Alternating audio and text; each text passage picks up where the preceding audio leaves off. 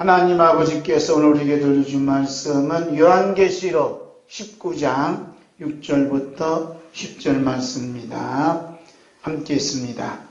또 내가 들으니 허다한 물이 음성과도 같고 많은 물소리와도 같고 큰 물의 소리와도 같은 소리로 이르되 할렐루야 주 우리 하나님 곧 전능하신 이가 통치하시도다.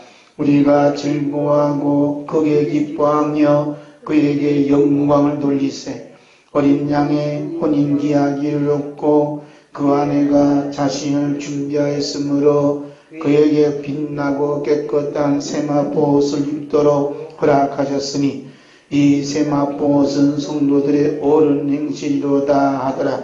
전사가 내게 말하기를 기록하라. 어린 양의 혼인잔치에 청함을 받은 자들은 복이 있도다 하고 또 내게 말하되 이것은 하나님의 참되신 말씀이라 하기로 내가 그 발 앞에 엎드려 경배하려 하니 그가 나에게 말하기를 난 너와 및 예수의 증언을 받은 내 형제들과 같이 된 종이니 삼가 그리하지 말고 오직 하나님께 경배하라. 예수의 증언은 예언의 영이라 하더라. 아멘. 창세기 2장 21절에서 24절입니다. 여호와 하나님이 아담을 깊이 잠들게 하시니 잠들매 그가 그 갈빗대 하나를 취하고 살로 대신 채우시고 여호와 하나님이 아담에게서 취하신 그 갈빗대로 여자를 만드시고 그를 아담에게로 이끌어오시니 아담이 이르되 이는 내 뼈 중에 뼈여 살 중에 살이라. 이것을 남자에게서 취하였은즉 여자라 부르리라 하니라. 이러므로 남자가 부모를 떠나 그 아내와 합하여 둘이 한 몸을 이룰지로다. 아멘. 오늘 하나님 아버지 앞에서 함께 은혜 받고자 하는 말씀의 제목은 어린 양의 결혼식입니다. 따라합시다. 어린 양의 결혼식. 결혼식을 올리려면 반드시 주례하시는 분이 계셔요. 그죠? 주례하시는. 요새 신식은 주례 없이 하더라고요. 주례 없이. 그러나 전통적인 결혼식은 주례자가 있습니다. 우리 하나님은 주례하시는 하나님이세요.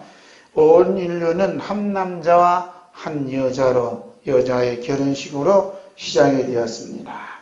그런데 그 결혼식은 매우 특별한 결혼식이었어요. 이런 결혼식은 전에도 없었을 뿐만 아니라 지금까지도 이런 결혼식도 없고 앞으로도 없을 겁니다.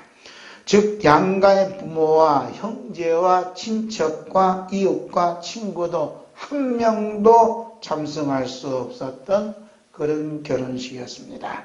왜냐하면 한 남자와 한 여자 둘뿐이었기 때문입니다. 그렇지만 오늘 기독교 결혼 예식에서 가장 사랑받는 그 결혼식의 현장이 있어요. 그 최초의 결혼식 현장이 오늘 기록된 말씀입니다. 그 말씀이 창세기 2장 21절에서 24절 함께 봅니다. 여호와 하나님이 아담을 깊이 잠들게 하시니 잠들매 그가 그 갈빗대 하나를 취하고 살로 대신 채우시고 여호와 하나님이 아담에게서 취하신 그 갈빗대로 여자를 만드시고 그를 아담에게로 이끌어오시니 아담이 이르되 이는 내 뼈 중에 뼈요 살 중에 살이라. 이것을 남자에게서 취하였은즉 여자라 부르리라 하니라. 이러므로 남자가 부모를 떠나 그의 아내와 합하여 둘이 한 몸을 이룰지로다. 아멘. 하나님께서 자기의 형상대로 아담을 만드신 후에 아담의 아내는 특별하게 만드셨어요. 즉 하나님께서 아담을 깊이 잠들게 한 후에 아담의 갈빗대 하나를 취하여 만든 자가 여자요 또 아담의 아내였습니다. 이것은 앞으로 장차에 일어날 엄청난 하나님의 비밀이 여기에 담겨져 있습니다. 하나님께서 한 남자와 한 여자를 만드시고 결혼식을 올린 후에 신혼집을 어디다 마련해 놨어요? 에덴 동산에다가 마련해 놓으셨어요. 에덴 동산에서 신랑 아담과 신부 하와가 결혼식을 올리는 데 있어서 그들이 한 것은 아무것도 없습니다. 뭐 집을 장만할 것도 아니면 집안에 뭘 장식할 살림도구를 장만할 것이요. 아담과 하와는 아무것도 준비 안 했어요. 모두 다 누가 준비했다고요? 하나님이 다 준비하셨어요. 요즘 뭐 결혼하신 분들이 매우 적고 뭐 30살이다 그러면 아직도 더 있어야 되는 이런 얘기를 했었고, 그래서 지금 아이 출산이 적어서 나라가 매우 어려운 가운데 있습니다. 주 원인은 뭐죠? 우리가 준비해야 된다. 내가 준비해야 된다. 신랑 신부가 다 준비해야 된다. 그러니까 부담이 되어서 결혼한 것도 결혼한 거지만 아이를 낳으면 어떻게 하나 하고 양육 문제로 고민을 많이 하고 있어요. 뭘 몰라서 그래요? 하나님의 사랑, 하나님 은혜를 몰라서요.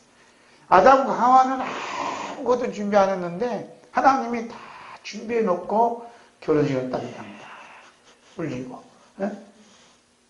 앞으로 우리 옛날에 우리 때도 그렇지만 우리 부모님 때에서 그 살아갈 걱정했으면 아마 더 어렵지 않았는데 결혼식은 하더라도 그때는 그렇게 어려움이 없는 거 그냥 하는가 보다 했어요. 그러더라도 아이들 뭐 4명을 낳은 분도 있고 4명 적지 보통 뭐 10명을 낳았다 하더라고요. 목사님. 그래도 다 키웠다 이렇게요. 유튜브에 나오는 그 목사님이 은퇴하셨는데 그 목사님은 6.25 때, 6.25 전에 태어났다 하더라고요. 그래서 태어나고 6개월 만에 6.25 전쟁이 일어났고 그 6.25 전쟁 때에 아버님이 돌아가시고 그다음 형이 둘이 돌아가셨다.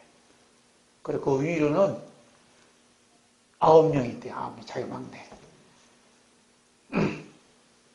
아니지? 6명 있고 6명 있다 해서 참 6. 다른 분 얘기하는 건 6.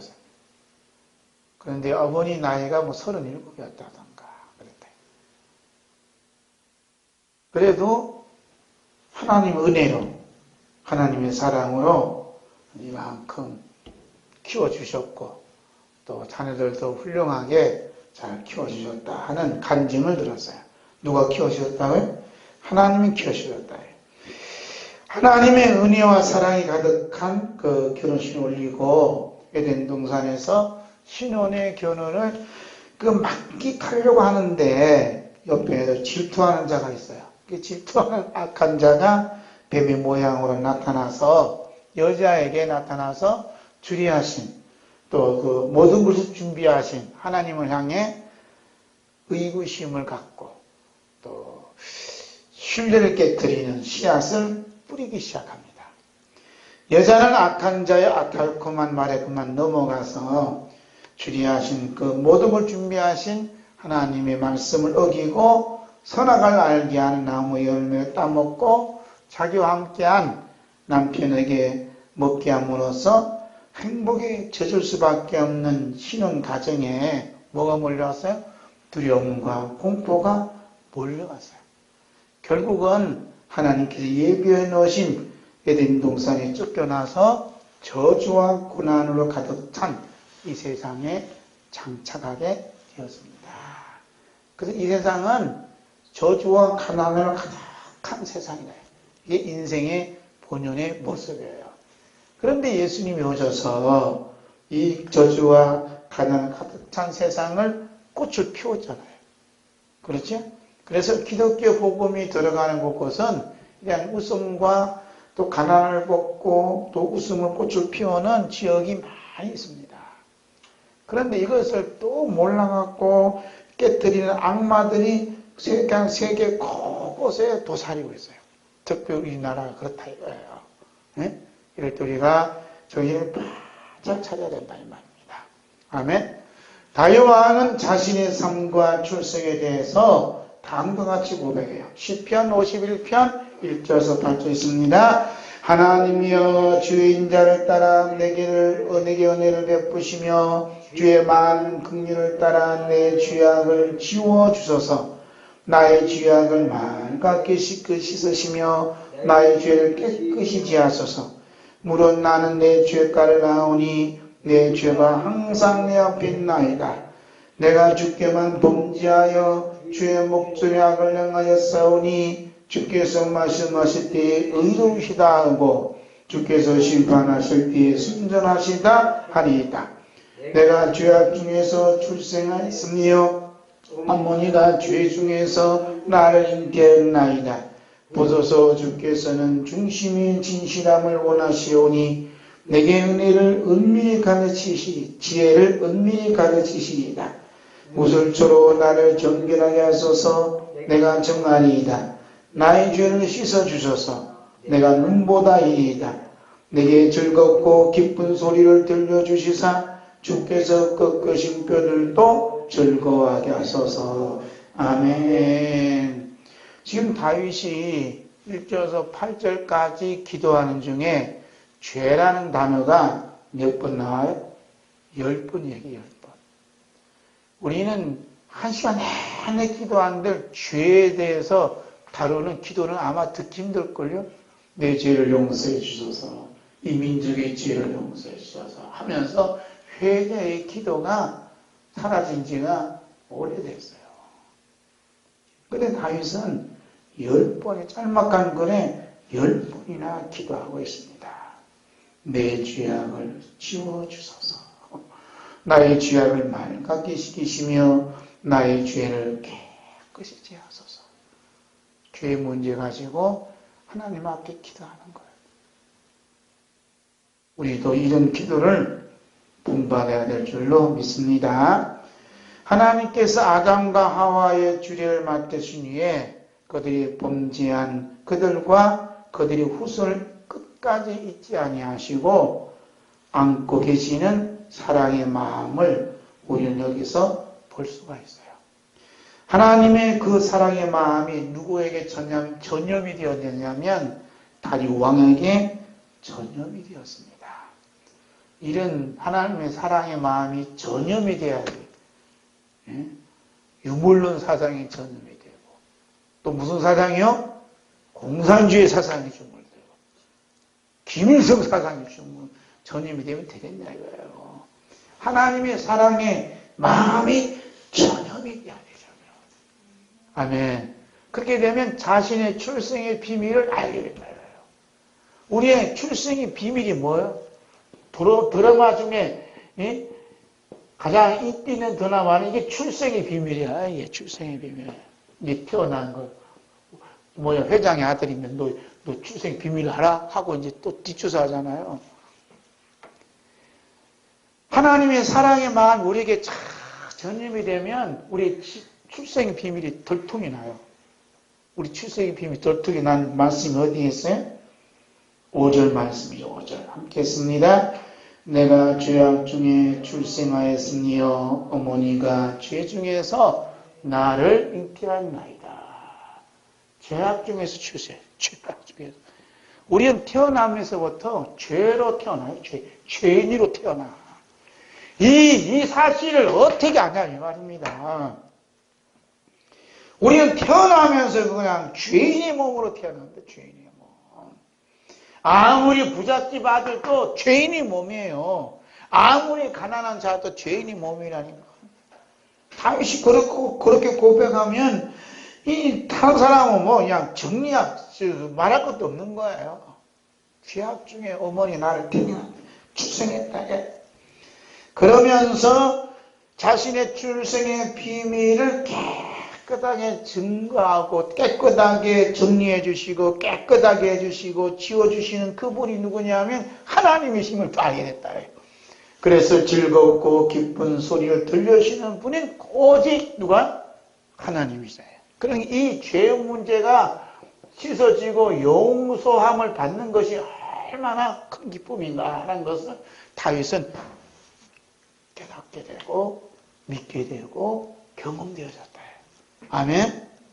우리는 뭘 기뻐해요? 복 받은 거. 복 받은 거 기뻐해요. 복 받은 거 기뻐하는 사람은요, 다 지옥 가요. 최대의 기쁨은 죄 용서함 받은 사람. 이 사람은 천국 갑니다. 할렐루야. 우리 기독교가 이게 잘 가르쳐야 돼, 교회가. 복 받아서 천국 가는 게 아니에요. 이 복은 딴 데 가도 많이 받아요. 교회뿐만 아니라. 에? 안 그래? 5.18 가지고 이거 갖고 장사하는 사람, 이 가정에 태어난 사람 다 복을 받아요. 판사되고 검사되는데 플러스 알파가 붙어. 공무원 시험에. 에? 국가유공자 아들로 태어나면 다 복 받아요. 근데 목사님 아들 태어났다고 해서 누가 그렇게 점수 줘요? 안 줘. 그러나 죄 문제가 해결되지 아니하면 우리는 가망 일 없어요. 가장 큰 복이 뭐예요?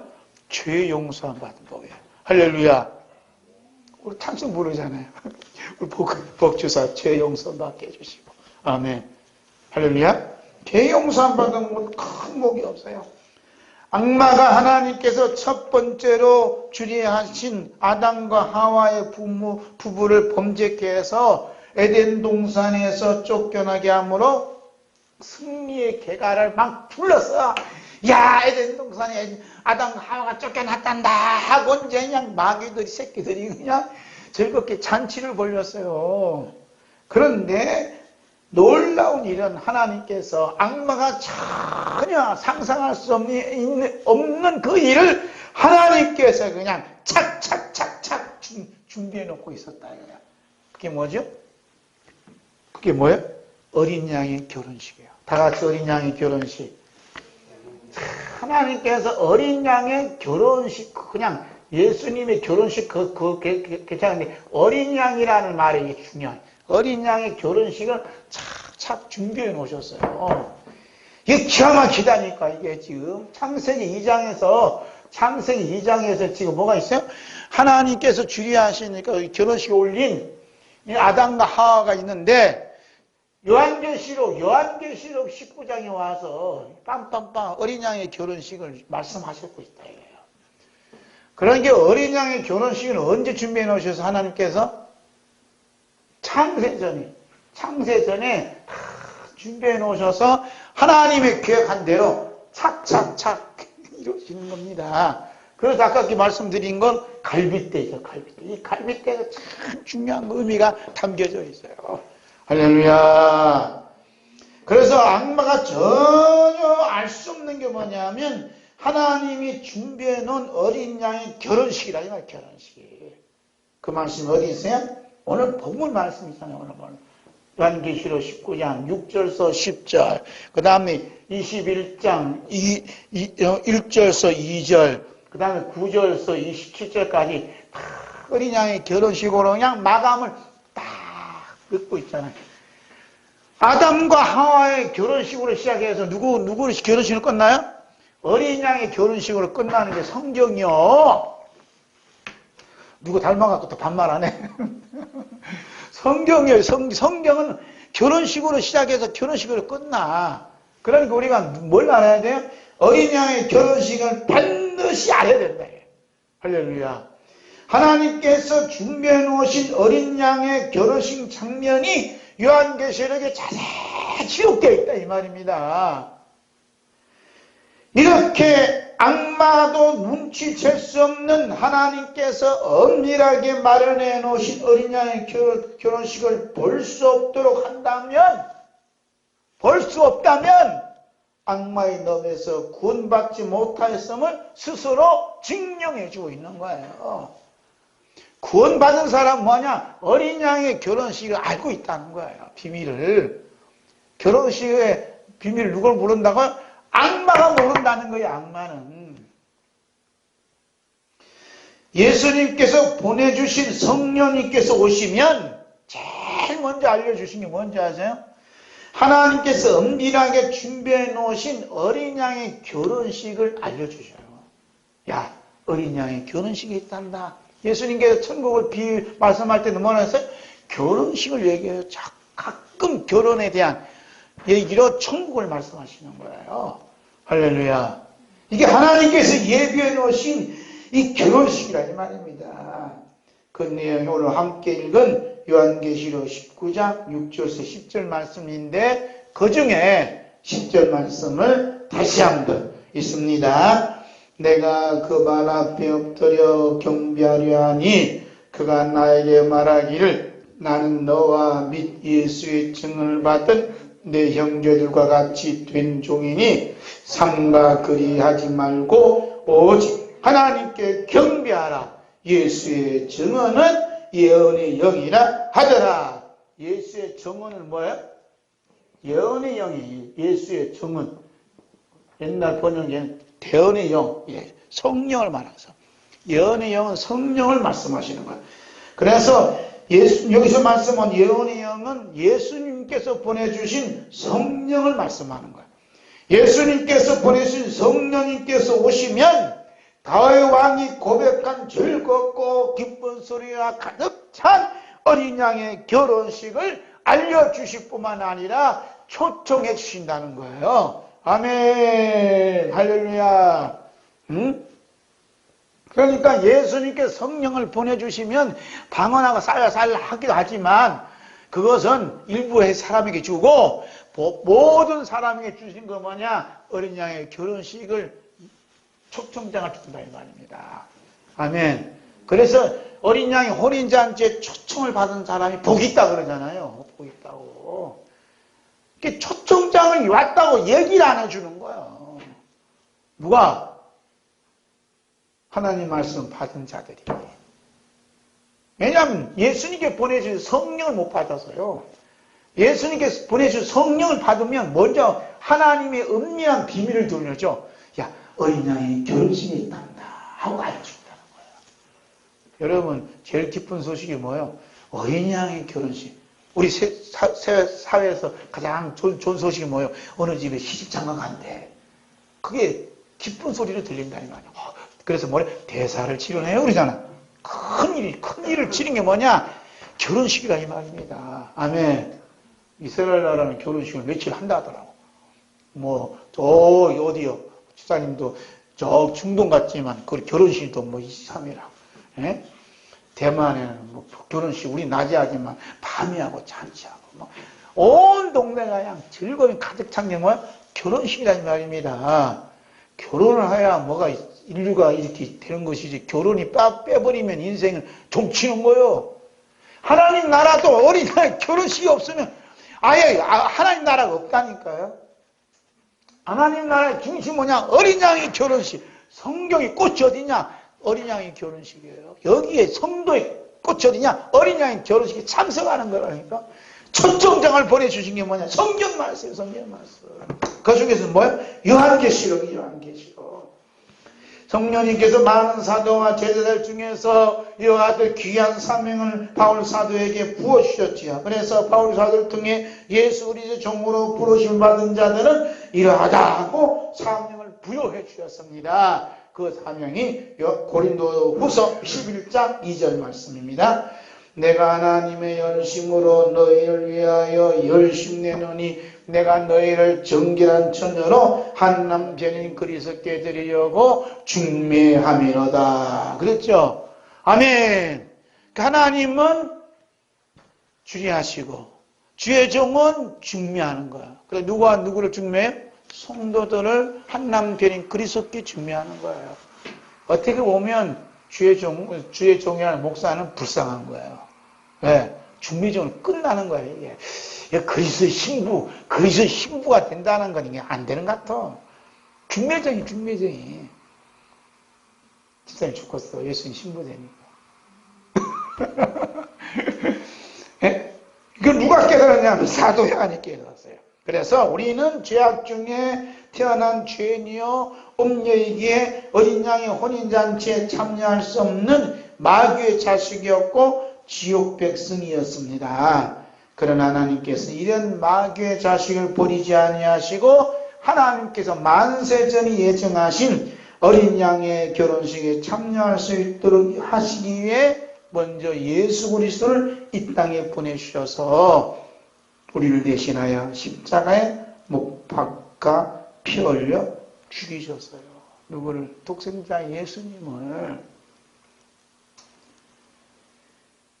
오직 우리 주 예수 그리스도께서 십자가에서 흘리신 피로 씻음 받은 자만이 어린 양의 결혼식에 참여할 수가 있습니다. 바울사들은 이러한 하나님의 비밀을 안 위해 성도 한 사람 한 사람을 성도로 보지 않았어요. 이게 기가 막히다니까.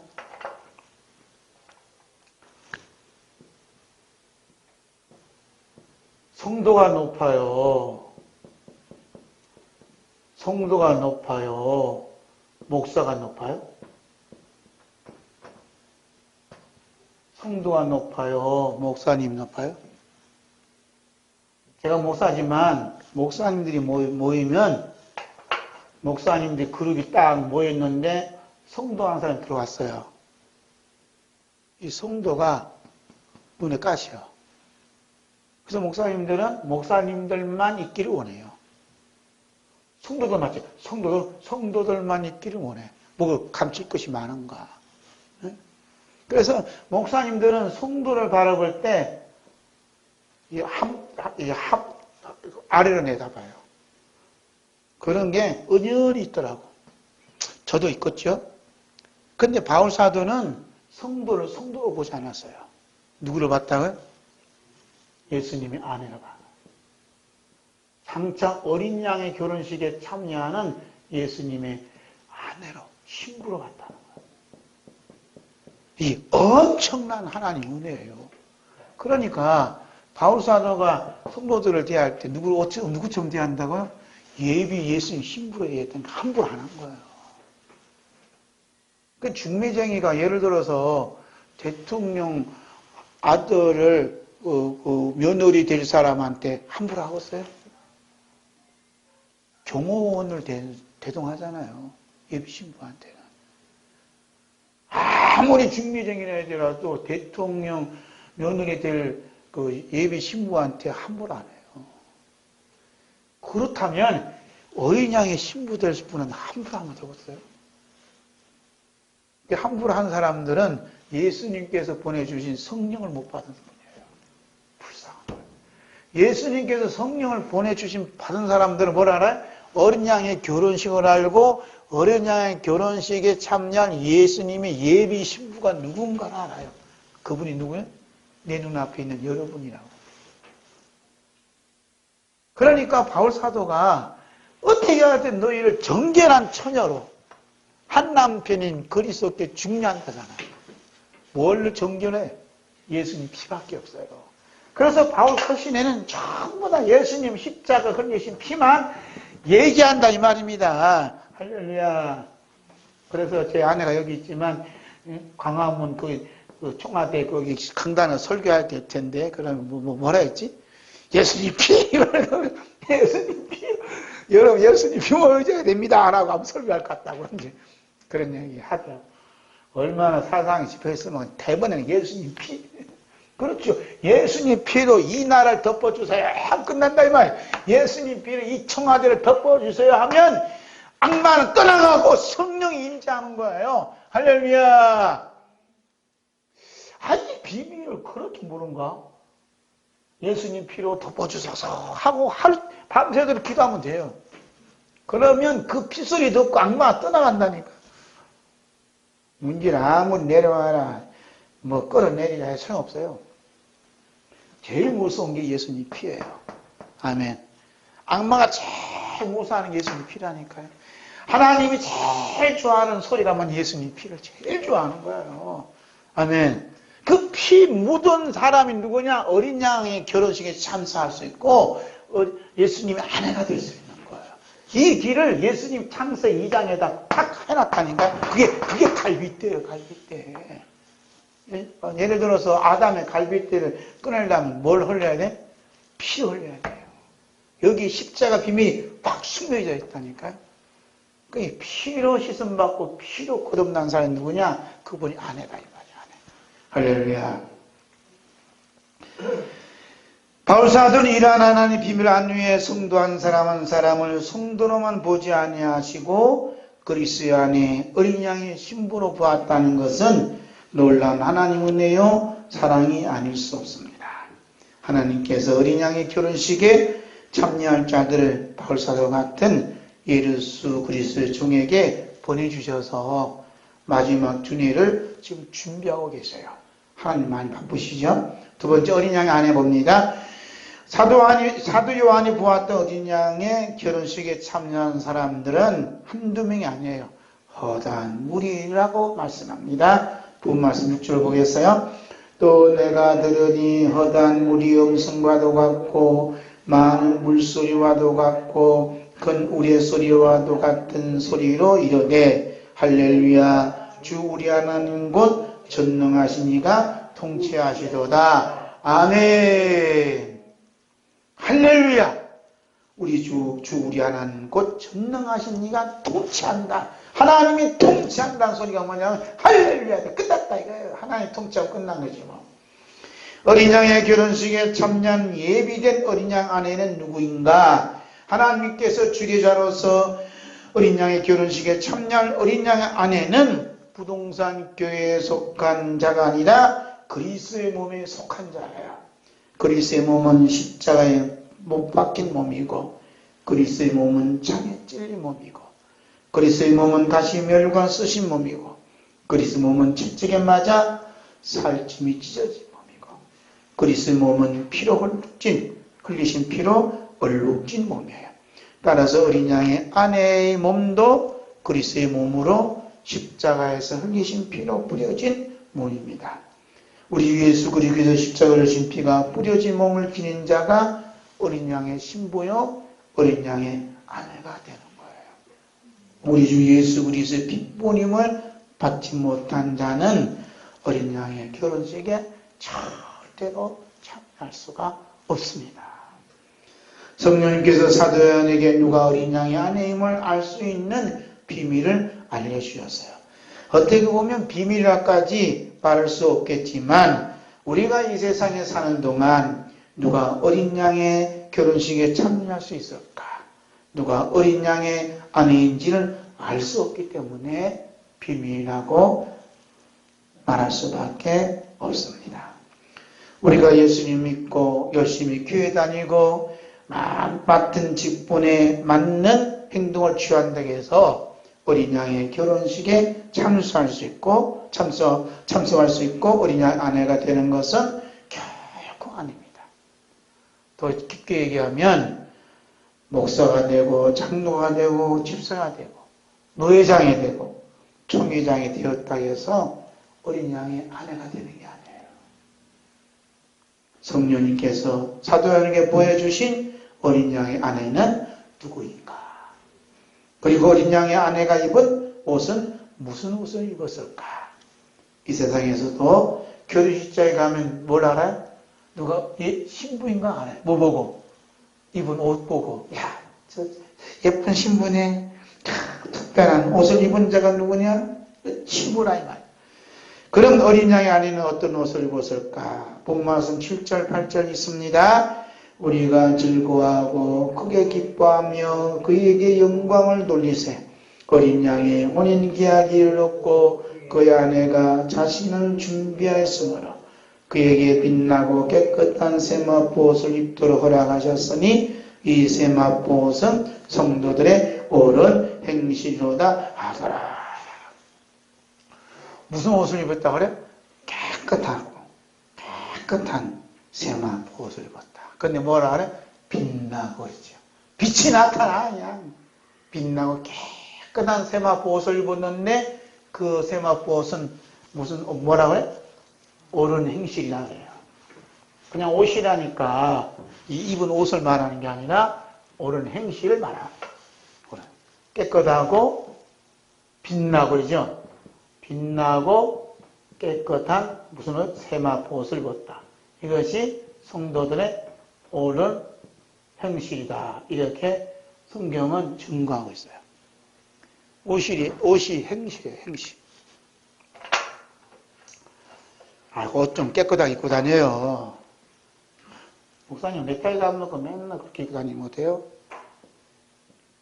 옷을 깨끗하게 입으세요. 하고 거기 오세요. 어느 목사님들 중에는 우리가 노동자의 옷을 입자, 자복고를 입자 하고 이제 그 운동을 부린 사람이 있어요. 일주일에 한 번은.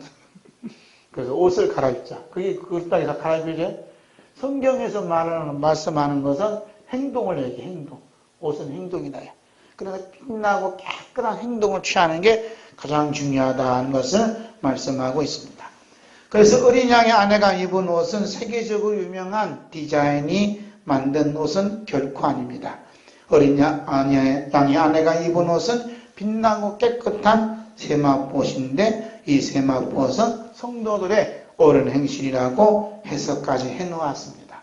그럼 빛나고 깨끗한 세마포는 어떻게 만들어지고 성도들의 옳은 행실은 어떤 행실인가 하는 게 중요해요. 그 말씀이 요한계시록 7장 13절에서 14절에 기록되어 있어요. 이렇게 말씀하고 또 그 답까지 다 있어요.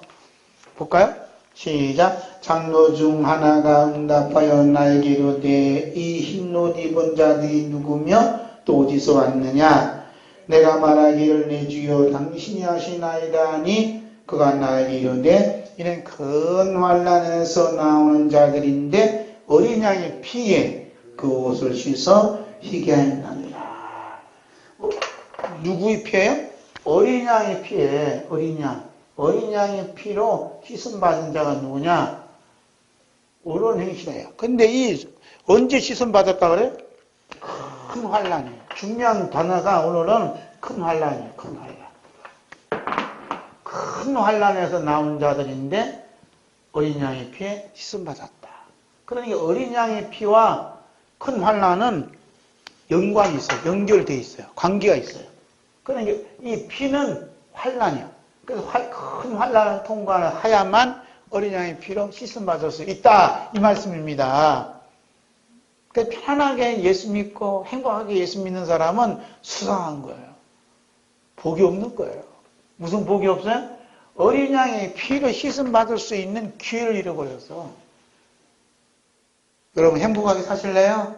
아니면 힘들더라도 십자가의 고난에 참여하면 사실래요?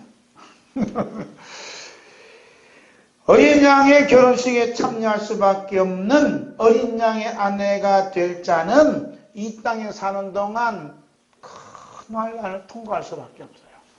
그래서 어린 양의 결혼식에 참여하는 사람들의 공통점 뭐냐면 반드시 큰 환난을 통과한다 이 말입니다. 이것이 좋은 말로 말하면 십자가의 고난의 터널을 통과해야 된다 이래요. 할렐루야. 십자가 없는 큰 환난이 없는 천국은 없어요. 예수 믿고 편안하게 잘 믿어서 천국 갑시다. 자기 생각이지 하나님 방법은 무슨 소리냐? 큰 환난을 통과해야 된다 이래요. 큰 환난을 통과하지 아니하고서는 천국에 들어가도 천국에 살 수 없어요. 강사가 없어요. 큰 환난을 통과한 사람만 할 수 있는 거예요. 다시 말씀드리면 6.25 전쟁을 겪고 그 다음에 일제시하에서 고난을 겪었던 사람들만 오늘의 행복에 대해서 감사할 수 있다 이 말입니다. 아멘. 여기 6.25 전쟁을 겪지 않은 사람들은 뭐예요? 오늘의 행복을 감사가 없어요. 더 불평이지. 큰 환난은 크게 두 가지가 있어요. 큰 환난은 몇 가지가 있다고요? 1번이, 2번이 있어요. 환난은 두 가지인데 첫 번째 환난은 뭐냐? 아담 후에 죄를 지은 결과로 받는 환난이에요. 예? 그 다음에 두 번째 환난은 뭐냐? 예수 그리스도와 함께 겪는 환난이 큰 환난이에요. 그런데 여기서 큰 환난을 통과했다는 것은 아담이 지은 그 죄로 인한 환난이 아니라 예수 그리스도와 함께 겪는 환난을 의미하는 겁니다. 아멘. 그럼 내가 겪는 환난이 예수님과 함께 겪는 환난인지 아니면 아담이 지은 죄의 결과로 이렇게 환난을 겪는 것인지 분석을 해야 돼. 분별을 해야 돼. 내가 지금 어려움 겪는 게 예수님이 내 안에 계셔 오셔서 겪는 고난인가? 아니면 내가 아담으로부터 흘러온 죄의 결과 때문에 겪는 환난인가? 아셔야 된다. 분별하셔야 돼요. 이 분별이 없으면 상대방이 겪는 환난도 분별을 못하니까 엉뚱한 얘기하는 거예요. 예수님은 그렇지 않는다. 너희들이 받는 고난은 나 때문에 받는 고난이야. 이렇게 말씀하잖아요. 그렇죠? 예수님 믿는 것 때문에 받는 고난은 예수님과 함께 받는 고난이다 이 말이에요. 할렐루야. 우리 주 예수 그리스도와 함께 받는 예수님과 함께 고난을 받는 사람들은 나타난 현상이 있어요. 그 현상을 보겠습니다. 이제, 아담의 고난을 받지 말고, 이제는 이제 예수님과 함께 받는, 그리스도와 함께, 예수님과 함께 받는 고난. 누구와 함께요? 예수님과 함께 받는 환난, 고난. 예수님과 함께 받는 환난을 겪는 사람들은 2000년 역사를 쭉 보니까 공통된 점이 있다 이 말이에요. 그 공통된 점을 여기에다 기록을 했습니다. 첫 번째로 우리 때문에 로마 병정이 내려지는 채찍에 맞아 살점이 떨어져 나가 피를 솟구치는 고통받는 예수님을 바라본다. 예수님과 함께 고난받는 사람들은 누구를 바라봐요? 채찍에 맞으시는 예수님을 바라본다. 예수님을. 이게 이 공통된 점이에요. 전에는, 내가 뭘 잘못했다. 이게 어려움을 겪고! 이랬는데, 이제는 예수님과 고난을 받는 사람들은 나 때문에, 우리 때문에 채찍에 맞으시는 예수님을 바라본다. 할렐루야. 그 다음에 우리 때문에 무거운 십자가를 지고 걸어가시면서 쓰러지고 넘어질 때마다 또 채찍에 맞아줘서 피 흘리시는 예수님을 생각하고 바라본다. 우리 때문에 양손과 양발이 십자가에 못 박혀 피 흘리시며 아파하시는 예수님을 바라본다. 우리 때문에 가시멸관을 쓰신 머리에서 피 흘리시는 예수님을 바라본다는 거예요. 우리 때문에 로마 병정이 십자가에 달린 예수님 옆구리를 창에 찔려 피가 솟구치는 그 예수님을 바라본다는 거예요. 그래서 히브리서 기자는 이렇게 기도합니다. 히브리서 12장 2절 있습니다. 믿음의 주여 또 온전하게 하시는 이 예수를 바라보자. 그는 그 앞에 있는 기쁨을 위하여 십자가를 참으사 부끄러움을 깨우치 아니하시더니 하나님 보좌 우편에 앉으셨나이다. 온전하게 하신 예수님을 바라본다. 그래서 환난을 당할 때 누구를 바라봐요? 십자가에 달리신 예수님을 바라본다. 그 예수님은 뭘 위해서? 그 앞에 있는 기쁨을 위하여. 뭘 참았다 말이야? 십자가를 참으사. 이 기쁨이 뭐죠? 주사님? 이 기쁨이 뭐예요? 어린 양의 혼인잔치에 참여하는 기쁨이에요. 예수님 기쁨은 어린 양 혼인잔치에 있어요. 여기서 아내를 맞이할 걸 생각하니까 예수님이 십자가를 참으셨다는 거예요. 응? 그래서 어린 양 결혼식에 참여한다든지 어린 양이 아내가 되는다는 건 반드시 십자가를 통과할 수밖에 없어요. 누구? 예수님도 통과해야 되고 예수님 아내 될 사람도 다 통과해야 되고 어린 양 혼인잔치에 참여를 다 통과해야 돼요.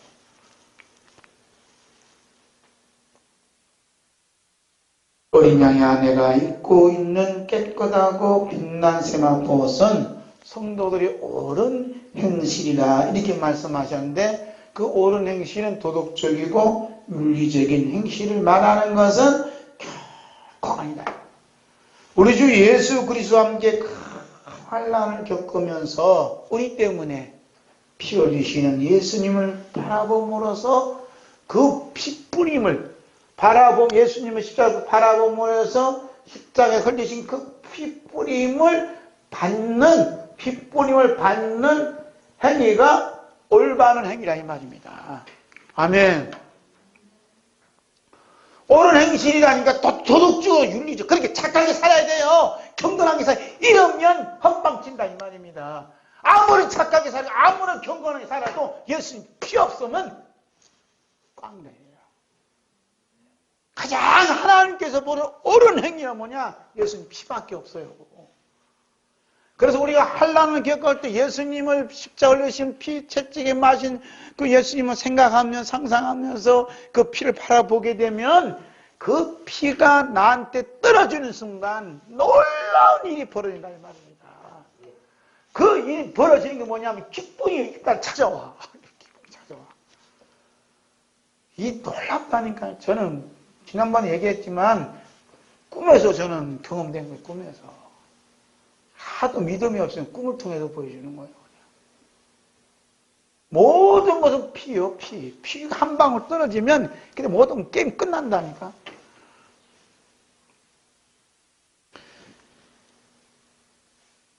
우리 주 예수 그리스도와 함께 큰 환난을 겪으면서 우리 때문에 피 흘리시는 예수님을 바라봄으로써 우리 주 예수 그리스도의 피분을 받는 행위가 어떤 행위냐고요?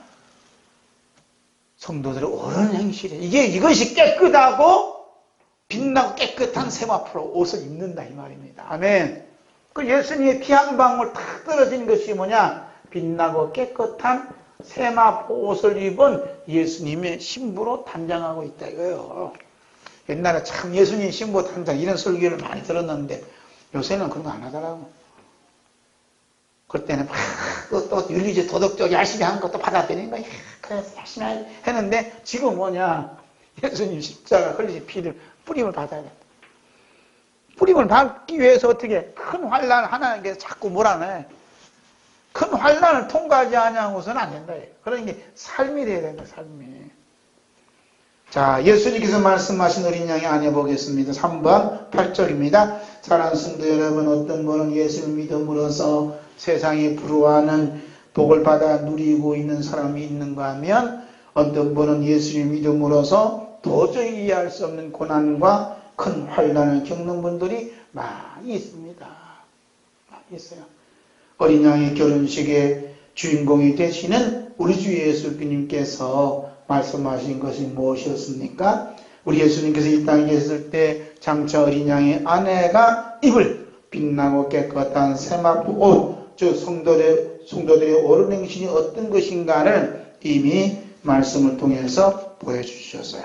그 말씀이 마태복음 10장 5절에서 23절인데 이것을 분석을 해서 이제 말씀을 함께 나누겠습니다. 첫 번째는 천국의 복음을 전파하라. 5절에서 8절 있습니다.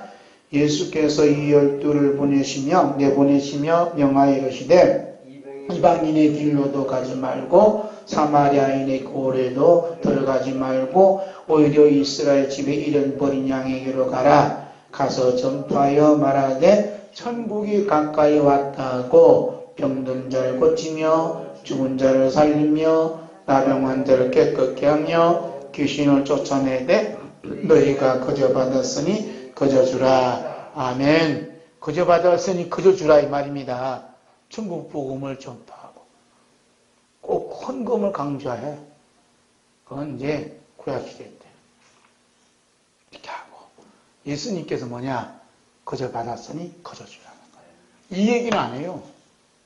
천국 복음을 전파하고 병든 자를 고치고 귀신을 쫓아내는데 가장 위험한 게 뭐냐? 헌금이에요. 제가 기도원에 옛날에 미치도록 다녔거든. 그럼 꼭 헌금을 강조해요. 말씀 가지고 또 그래. 근데 이 말씀 가지고 그저 받았으니 그저 주라는 이 말씀 가지고는 얘기 안 하다 이 말입니다. 그래서 여기서 걸려 넘어져서 다 나중에 잘못되어져요. 여기 넘어져서. 왜? 예수님이 피의 사랑보다도 돈이 중요한 거예요. 돈이 보이거든. 그래서 예수님이 좀 이따 얘기하잖아. 좀 이따 얘기해. 어떤 얘기하는가 먼저 볼까요? 무슨 얘기했나? 우리 먼저 봐야 돼. 자, 그 다음에 얘기하잖아요. 두 번째는 단순하고 청빈하라. 9절 10절 보겠습니다. 너의 전대에 금이나 은이나 동을 가지지 말고 여행을 위하여 배낭이나 두불옷이나 신이나 지팡이를 가지지 말라. 이는 일꾼이 자기의 먹을 것을 받는 것이 마땅함이라. 아멘. 거저 받았으니 거저 줄여놓고 너의 전대가 뭐요? 직업이에요. 지갑. 요즘으로 말하면 통장이야. 통장 입금시키지 말라요. 돈 받지 말라. 그러잖아요. 금이나 은이나 통이나. 옛날에 금이나 은이나 통이 다 이게 돈이요, 돈. 그러죠? 지금은 화폐. 지금은 그걸 가지지 말라. 참. 어떤 분은, 어떤 권사님은 이제 연예인 권사님이래. 예? 지사님. 연예인 권사님이래. 그래서 외국에 유명한 목사님을 초청을 해서 집회를 한대요. 그럼 사례금이 얼마나 준 줄 아세요? 사례금만. 외국인 목사님을 초청을 했는데 일주일 동안, 일주일 했나 열흘 했나 모르지만 하여튼 사례금을 얼마 초청했냐? 개인이 부담했대요. 얼마? 모르지 뭐. 5천만 원. 안 올래네? 우린 본 적이 없어서. 아, 이거 주면 나 50대까지 그냥 사회 갈 수 있는데. 5천만 원. 그 정광훈 목사는 이 연예인 불렀는데 사례를 하는데 1,500만 원 줬대요. 사례. 그런데 1,500만 원 주니까 그것도 주니까 감사하는 거다. 감사한 표정이 아니라 그냥 왜 이런 거 주냐 하고 그냥 도리에 내밀었대. 1,500만 원 감사한 사례를 주니까 왜 이딴 거 나한테 주냐고 그냥 내밀었대. 반납을 했대요, 반납. 왜냐하면 자기는 외국인 목사님 모시면 사례를 개인적으로 5천만 원 줬는데 자기 눈앞에서 이 1,500만 원이 큰 게 아니에요. 이런 교회에서 그 교회가 지저분하대. 니 물건이 안 돼갖고. 그냥 교회 니 물장 쓰시지. 뭐, 그냥 반납을 했대. 주는 사람도 대단하고 반납한 사람도 대단해. 그죠? 금이나 은이나 통이나 가지 말라. 그 다음에 여행을 위해서 배낭이나 두부옷이나 신이나 지팡이 가지 말라. 참, 이런 사람이 있어요? 해외 선교를 간다 하면 가방을 그냥 잔뜩 지고 가잖아요. 네, 그러죠? 그런데, 존 위클리프라는 분이 있어요. 이 사람이 1300년도에 사는 사람이에요. 내년에 유럽의 종교개혁자들 발자취를 밟아야 된다니까, 밟아야 된다면서 책을 주더라고. 이 책 공부하라고. 잘 공부했어요. 저는 몰랐는데, 이 책을 보다 보니까, 이 위클리라는 분, 이분이 신부예요, 신부. 그런데, 단순함과 청빈에서 그리스도를 따르지 않는 교황은 적그리스도라고 주장을 했어요. 교황을 적그리스도라고 최초로 부른 인물이 누구냐? 존 위클리프라는 사람이에요. 그러니까 교황에 대해서 지금 반기를 준 겁니다. 너무 부패한 거 교회가. 예? 그때는 교회가 나라의 전 재산보다도 교회 재산이 더 컸대. 몇 배로 많았대요. 그런 게 교황이나 사제나 신부들이 타락할 수밖에 없어요. 예? 어제 광화문 갔다 왔거든요, 둘이. 이제 수녀가 와서 이제 간증을 한 수녀가 하는데 수녀가 10,000명이 넘는데요, 10,000명. 10,000명이 넘는데 수녀 10,000명 중에서 교황청에 소속된 수녀에서 탈출한 사람이 자기가 빠져나왔대요. 탈퇴했대. 왜? 이게 용이다, 이 불교는요. 짐승이다, 이게. 대단한 분이에요. 신부들도 여기서 탈퇴하고 싶어도 탈퇴는 못하는데 왜? 탈퇴하면 갈 데가 없고 날 어떻게 누가 먹여 살냐 이거예요. 지금 옛날이나 지금이나 천주교 흐름, 영적 흐름은 더 타락하면 타락했지 나갈 리가 없어. 여기에서 반기를 들고 온 사람이 존 위클리라는 그런 사람이고 여기서 파생한 게 우리 기독교라니까요. 이 사람 나중에 순교당하지만 어쨌든 이런 분이에요. 그래서 단순함과 청빈에서 떠나면 적그리스도예요. 이것은 우리 목사들도 마찬가지예요. 청빈에서 단순함에서 떠나지 않으면 적그리스도예요. 별 수 없어요. 그 말은 없지만 적용시키면 그렇다 이 말이죠. 자, 세 번째 평안을 빌라. 거기서 11절서 15절까지 있습니다. 어떤 성이나 마을에 들어가든지 그 중에 합당한 자를 찾아내어 너희가 떠나기까지 거기서 머물라. 또 그 집에 들어가면 평안하기를 빌라. 그 집에 이에 합당하면 너희 평안이 거기 임할 것이요 만일 합당하지 아니하면 그 평안이 너희에게 돌아올 것이니라. 누구든지 너희를 영접하지 아니하고 너희 말을 듣지 아니하거든 그 집이나 성에서 나가 너희 발의 먼지를 털어버리라. 내가 진실로 내게 이르노니 이 심판날에 소돔과 고모라 땅이 그 성보다 전등이 쉬우리라. 그래서 늘 평안을 빌라요. 평안하십시오 하면 돼요. 가서. 그런 난 그 평안 안 받겠다 그러면 심판이 먼 거고 그 평안이 나한테 돌아온다. 할렐루야. 이게 뭐냐면 전도하래요. 전도. 평안을 비는 게 전도예요. 전도. 우리 교회 나오세요 하는 건 인도고 평안을 비는 게 전도다. 자, 그 다음에 예수님이 전부자로 살아라. 16절에서 17절, 18절 있습니다. 보라 내가 너희를 보냄이 양을 이리 가운데로 보낸 것 같도다. 그러므로 너희는 뱀같이 지혜롭고 비둘기같이 순결하라. 사람들을 삼가라. 그들이 너희를 공에 넘겨주겠고 그들의 당에서 지킬 줄 아리라. 또 너희가 나로 말미암아 총독들과 임금들 앞에 끌려가리니 이는 그들과 이방인들에게 증거가 되게 하려 하심이라. 아멘. 예수의 증거자로 사는 사람은 마치 이리에게 맡겨진 양처럼 그런 이리로부터 핍박을 받는다 이 말입니다. 할렐루야. 그러니까 공에 넘겨주고 회당에서 직직질하리라. 또 나로 말미암아 그죠? 예수님으로 말미암아 총독들과 임금들 앞에 끌려가리라. 대통령한테 끌려가리라.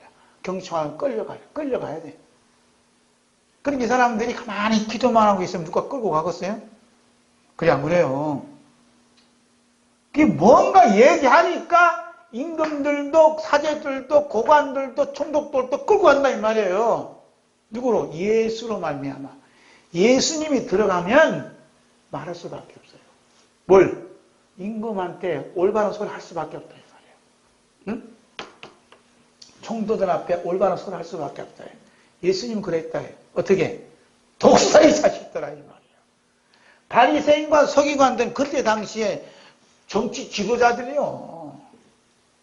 어떤 목사님은 왜 정치하고 종교는 분리돼야 되지 왜 그 나서서 태모하냐 이거요. 왜 박 목사님 거기 가서 쭈글 앉아있냐 이거지. 예? 그럼 이 사람은 예수님이 그 속에 계신 거예요? 안 계신 거예요? 예수님 안 계신 거예요. 끌려갈 일이 없지. 끌려가야 된다니까. 대통령 앞에 끌려가고 총독 앞에 경찰관도 끌려가야 돼요. 뭘 하게든 예수님 때문에. 그 예수님은 얼마나 소리 했다 이거예요. 네? 그러니까 어떤 분은 그래 목사님에 대해서 한마디 나쁜 소리 안 한대. 이런 사람은 수상한 사람이에요.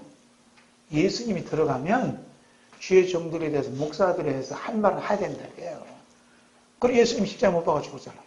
이 독사의 새끼들, 뱀들의 새끼들, 네 예미를 막이다 이러면서 했잖아. 응? 자, 그 다음 다섯 번째 염려하지 말라. 19절부터 봅니다.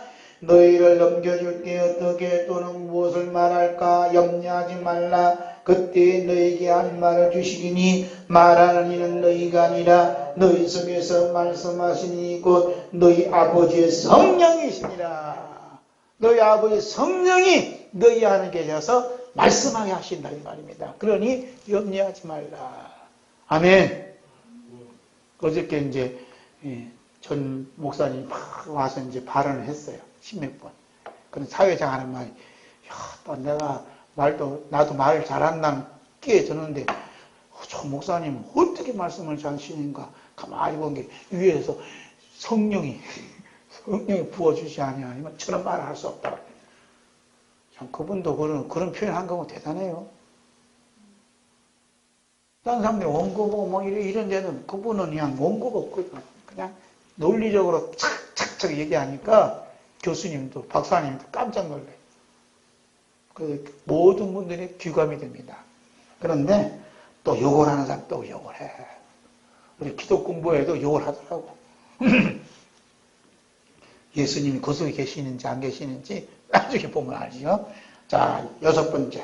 끝까지 견뎌라. 시작. 장차 형제가 형제를, 아버지가 자식을 죽는 데 내주며 자식들이 부모를 대적하여 죽게 하리라. 또 너희가 내 이름으로 말미암아 모든 사람에게 미움을 받을 것이나 끝까지 견디는 자는 구원을 얻으리라. 아멘. 아버지가 자식을 죽는 데 내어주고 형제가 형제를 하고 자식들이 부모를 대적하여 죽게 한다잖아요. 이게 공산세계예요. 공산세계를 이미 예수님이 예언했어요. 지금도 학교에서 가르친다잖아. 인권 문제 때문에 부모가 때리거든 경찰서에 고발하라 하잖아요. 이게 가르칠 거냐 이 말입니다. 이게 공산주의. 그래서 청소도 못 시켜요. 엄마가 설거지 하랬대요. 고발하면 엄마 파출소 가야 된다니까. 함부로 말하면 안 돼요. 손자들도. 그런 시대가 지금 이런 시대예요. 서로 죽이고 서로 고발한다니까. 그러니 복음에 들어가면 더하지 이제 더해. 예? 그러니 북한에서는 생명을 내걸고 하잖아. 내 복음은 전하지만 열매 맺게 하시는 분은 하나님이 하시기 때문에 자식들한테도 부모한테 복음을 전할 때 목숨을 내놓고 한대. 왜냐하면 복음을 받아들이면 같이 사는 거고 아버지가 불어줘야 예수를 얘기해 가서 찔러버리면 부모님 그냥 시청되는 거예요. 그런 일이 지금 북한에서도 러시아에서도 일어나고 있어요. 앞으로 우리 한국에도 곧 그 바람이 붑니다. 그 전초전으로 지금 학교에서 훈련시키고 있어요. 참 큰일 났지요? 자, 마지막 7번째 피하라. 시작. 이 동네에서 너희를 박해하거든 저 동네는 피하라. 내가 진실로 내게 이르는 이스라엘의 모든 동네를 다 다니지 못하여서 인자가 오리라. 그래서 박해를 인하고 핍박을 인한 것은 뭐냐? 예수님의 재림의 발자국이다 이 말입니다. 아멘. 여기 있는 박 목사 끌려가거든. 야, 예수님의 발자국 소리가 크게 들리니 하고 기뻐하고 반가워야 돼요. 예수님이 오신다 이거. 예수님 데리러 오신다 이거. 할렐루야. 우리 기독교는 천주교에서 일어난 종교개혁자들의 순교 제물로 해서 탄생된 겁니다. 즉 우리 기독교는 우리 주 예수 그리스도의 핏부름을 받은 종교개혁자들의 피 흘림으로 탄생된 게 뭐냐? 기독교예요. 피 없이는 교회가 탄생이 안 됐어요. 저는 이 종교개혁자들의 그 책을 읽으면서 이 계시록 강의를 하려면 종교개혁자들의 책을 반드시 읽어야 되는구나. 이제서 이제 알게 된 거예요. 우리나라도 교회가 한국에 들어올 때 선교사들이 피 흘림으로써 교회가 세워진 겁니다. 할렐루야. 그런데 이 피가 교회에 메말라 버리고 있어요. 큰일 났어요. 그래서 하나님께서 그냥 태풍을 불게 안 같아. 우리 교회는 선교사들의 피, 종교개혁자 피 흘림으로 기독교가 탄생이 된 거예요. 할렐루야. 언제? 1300년, 1400년 중세시대 때. 그러니까 피를 강조를 하잖아, 피를.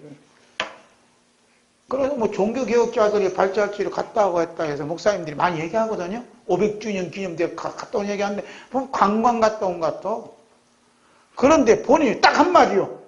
야, 갔다 왔는데, 우리 기독교가, 우리 교회가 그 종교개혁자들의 피 흘림으로 탄생되어서 이 말하는 사람 아무도 없어요. 가니까 교회가 텅텅 비었대. 그 소리만 하고 앉았지. 핵심은 뭐냐면 우리 기독교가 어떻게 탄생됐느냐 이게 중요한 거예요. 믿습니까? 그들의 피 흘림으로 탄생된 교회가 우리 기독교라는 거예요. 그 중에 한 사람을 소개합니다. 이 사람은 보헤미아의 종교개혁자 얀 후수라는 사람이에요. 얀 후수. 이 사람은 참 유명한 사람이에요. 얀 후수가 누구한테 영향받았냐? 아까 그 얘기한 유클리프. 따라서 유클리프. 이 유클리프란 사람이 영국 사람이에요. 영국 사람인데 이 사람이 종교개혁의 씨앗이야. 예? 그러니까 칼빈보다도 100여 년 전의 사람이에요. 이 사람이. 그래서 이 사람 영향받은 사람이 얀 후스라는 사람이에요. 이 사람은 이제 체코에 있는 보헤미아의 사람이에요. 그런데 이 유클필란 사람은 뭘 썼냐면 책을 많이 써. 책을 많이 썼어요. 그 중에 이제 성경책을 번역을 한 사람이 유클필 사람이에요. 이 사람이 대단한 분이에요. 그래서 영향 끼친 게 뭐냐면 책을 통해서 영향 끼쳐요. 책을. 그 종교개혁자들의 특징이 뭐냐면 책을 지었다는 거예요. 책을 지었어. 저만 보인 건가 모르겠어요. 책 없이는요, 종교개혁이 일어날 수 없어요. 복음이 전파될 수 없다고. 그런데 이 책은 아무리 불살라도 누군가가 그냥 기록해서 남긴다. 그래서 유클필리 시대 때는 인쇄술이 발달 안 돼서 전부 다 손으로 썼대요. 필사로. 성경도. 그러니 얼마나 귀한 시대냐 이거야. 그럼에도 불구하고 책을 지어서 이 책을 복음 전파했어요. 근데 오늘날은 뭐냐, 인터넷이 발달하고 인쇄술이 얼마나 발달해. 그냥 이 핸드폰, 스마트폰 얼마나 발달해. 그냥 찍어서 보내면 되는 거예요. 복음 전파하기 가장 좋을 때가 오늘의 시대예요. 아멘. 그 저는 매일 전도하잖아요.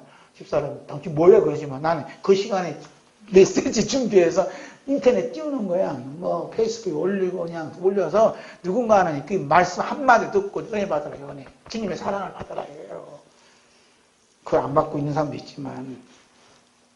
그래서 얀 후스라는 사람은 사무엘처럼 이 어머니가 너무너무 믿음이 좋아. 그래서 사무엘처럼 어릴 때부터 하나님께 바쳐진 사제. 그래서 요즘도 천주교에서는 여기 사제, 그런 게 신부가 되기 위해서 12살 어렸을 때 서풍을 해요.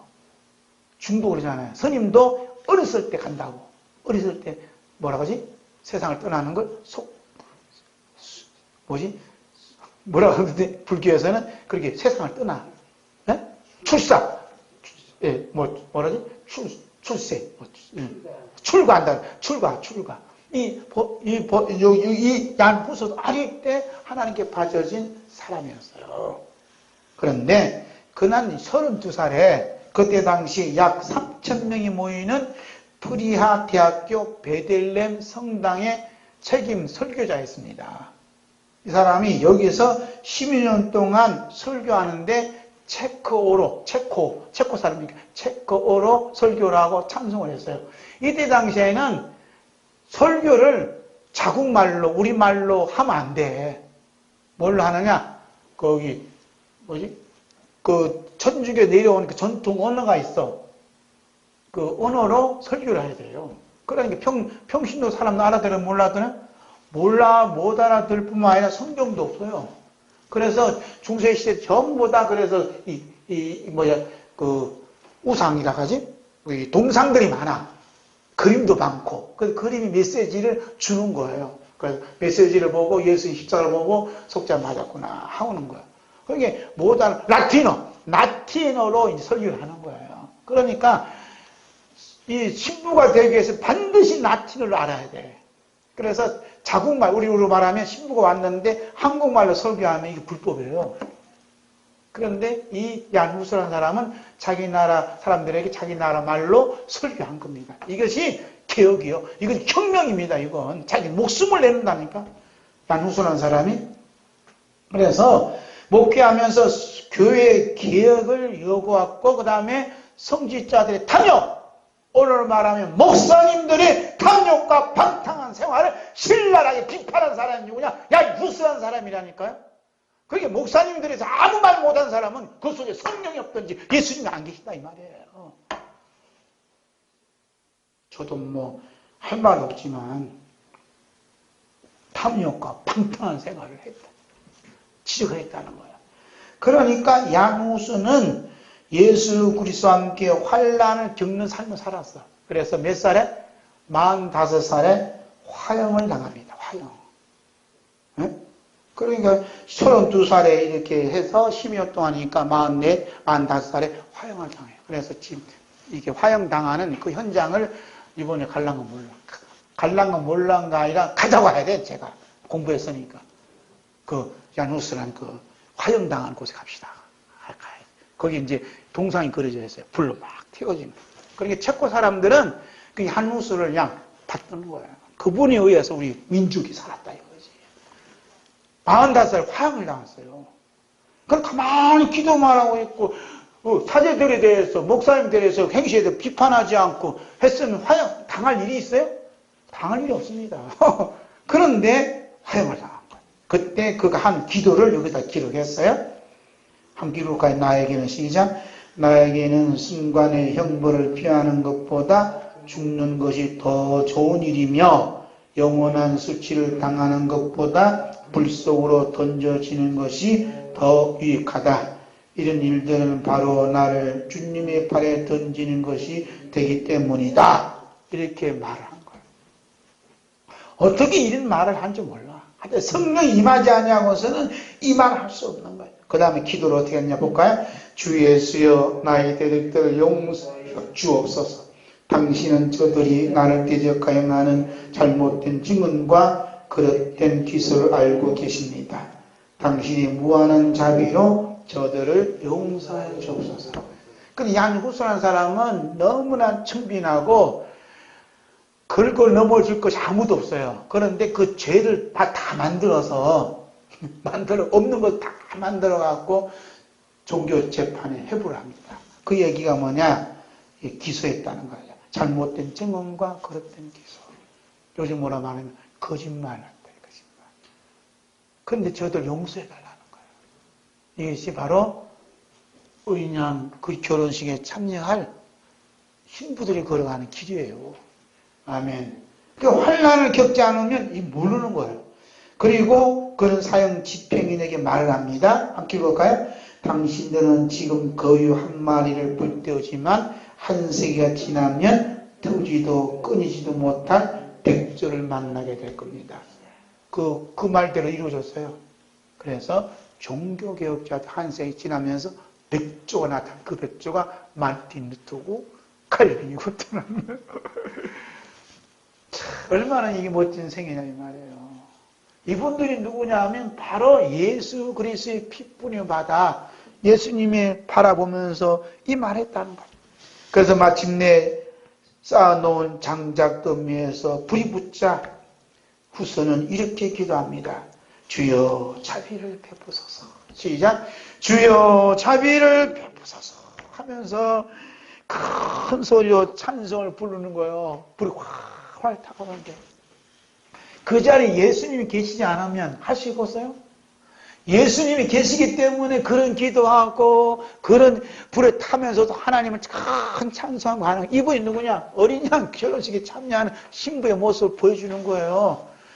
뭐 예수 믿고 잘 믿고 가는 게 아닙니다. 편한 예수 믿으면 뭐 되는 줄 아세요? 올바르게 예수 믿으면 이런 일 당할 수밖에 없어요. 한국교회도 우리 주 예수 그리스도와 함께 큰 환난을 겪었던 선교사들이 흘린 피와 성도들의 피의 토대 위에 세워진 교회입니다. 아멘. 예수 그리스도의 피품을 받은 성도들은 예수 그리스도의 피를 바라보면서 자신도 피를 흘림으로 말미암아 교회의 씨앗이 되는 것을 볼 수 있어요. 그래서 예수님께서 말씀하신 어린 양의 안에는 우리 주 예수 그리스도의 피로 씻음받은 자고 그 피뿔을 받아 피 흘리는 순교의 제물로 드려지는 분들입니다.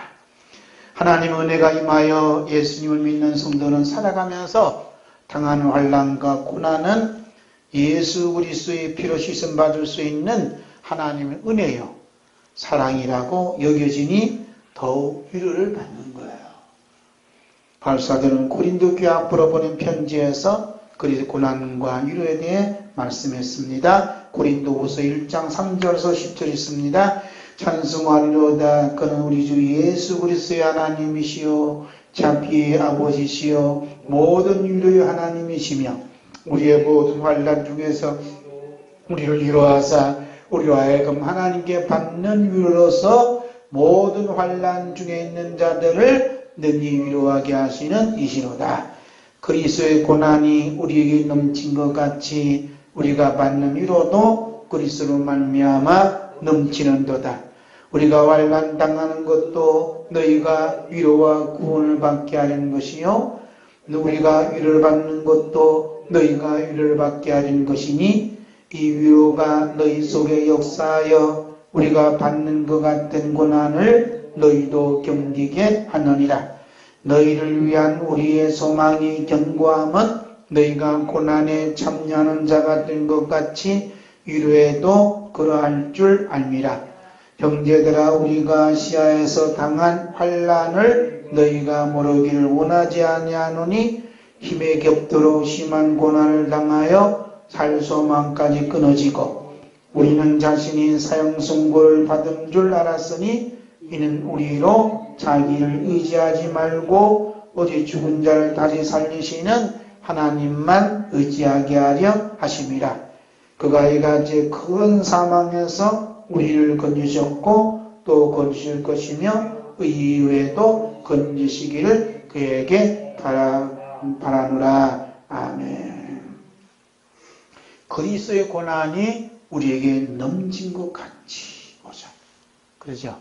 그리스도의 고난이 넘친 사람이 누구냐? 그리스도의 어린 양의 혼인잔치에 초청을 받은 자의 모습이에요. 아멘. 아멘이 없네. 아멘. 그 자기를 의지하지 말고 오직 죽은 자를 다시 살리시는 하나님만 의지하게 합니다. 그 배부르고 따뜻하면 그러겠어요? 예수님께서 말씀하신 어린 양의 결혼식에 참여하는 어린 양의 아내는 자신이 겪고 있는 고난이 인생의 고난, 자신의 고난이 아니라 그리스도의 고난으로 여길 뿐만 아니라 그리스도로 말미암아 위로를 받고 있음에 늘 감사하고 하나님께 찬송으로 할렐루야로 영광을 돌립니다. 아멘. 네 번째로 성령님께서 보여주신 어린 양의 아내를 보겠어요. 성령님께서 보여주신 어린 양의 아내는 개인적인 한 사람이 아닙니다. 공동체적인 조직을 말해요. 구약에 기록된 12지파가 있죠. 신약에 기록된 12사도가 있죠. 이 하나의 조직으로 묶어서 구성이 되어 있는데 그 이름을 뭐라고 하냐면 거룩한 성 예루살렘이라고 해요. 자, 이게 놀라운 비밀이요. 지금 이 어린 양의 아내가 어린 양 결혼식의 주인공이 누구냐면 신랑과 신부예요. 신부와 신랑인데, 이 어린 양의 아내가 누구냐 하는 것이 성령님께서 말씀하시는 거예요. 그 말씀하시는데 뭐라 하냐면, 구약의 12지파를 거론합니다. 그 다음 신약에 12사도가 나와요. 12사도. 이 하나를 묶어서 뭐라 하냐면, 큰 성 예루살렘이라. 아니, 거룩한 성 예루살렘이라. 이렇게 얘기를 해요. 거룩한 성 예루살렘 반대는 뭐죠? 큰 성 바벨론이에요. 큰 성 바벨론과 예루살렘 싸움입니다. 그러니까 아내의 집합이 뭐냐면 아내에 구성된 것이 큰 거룩한 성 예루살렘이에요. 그러니까 예수님의 아내가 누구냐 하면 거룩한 성 예루살렘이라니까요. 거기에 일원이 되느냐 안 되느냐가 문제예요. 아멘. 그러니까 예를 들어서 이제 1번도 예수님 안에, 2번도 예수님 안에, 10,000번도 예수님 안에, 10,000,000번도 예수님 안에. 그러면 이건 헷갈리잖아요. 그러죠? 그런데 안에는 한 사람이 아니고 거룩한 성 예루살렘을 하나로 보는 거예요. 거기에 어떤 사람이 들어있냐? 12지파와 예수님 12제자가 거기 들어있어요. 그러니까 여러분과 제가 예수님의 12지파의 불이 합류되지 아니하면 예루살렘 성에 들어갈 수 없어요.